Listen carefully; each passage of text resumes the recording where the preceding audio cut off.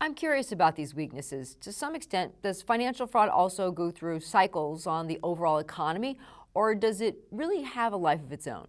Well, in a sense, it has a life of its own, but that does not mean that there are not ups and downs. And the great irony here is that those ups and downs are often the reverse of what you would expect. You know, you would think that when times are bad, there's going to be more fraud so that things don't look so bad. That's not actually the way it works. The way it actually works is that when times are bad, there are no great expectations for magnificent performance. And in fact, people may be not thinking about earning so much at all. They're more focused on survival and cash and the basics of making it from day to day. However, when the good times return, when companies are on a growth curve, that's when there are expectations for great performance. And those expectations create pressure.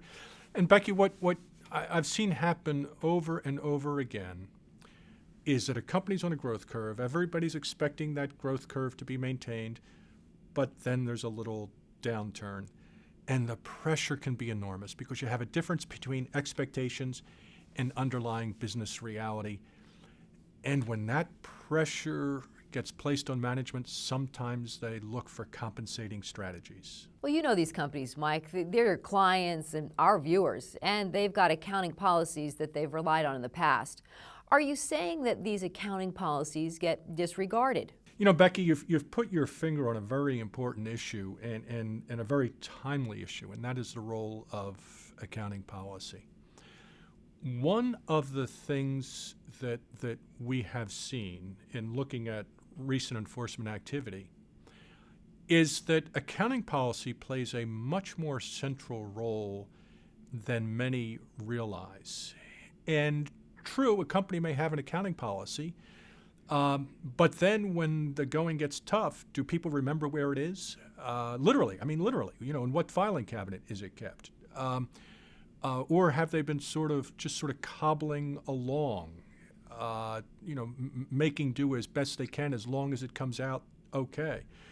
When the stress returns, if the accounting policy is not clear, if there's a lot of ambiguity, that ambiguity might be taken advantage of. If people aren't used to conforming to the accounting policy, no, not that they disobey it, they just don't really think about it. The discipline of conformity may not be there. So it's good to have accounting policy. But sometimes the discipline of conformity isn't where it needs to be. And that discipline can get even worse when the stress develops.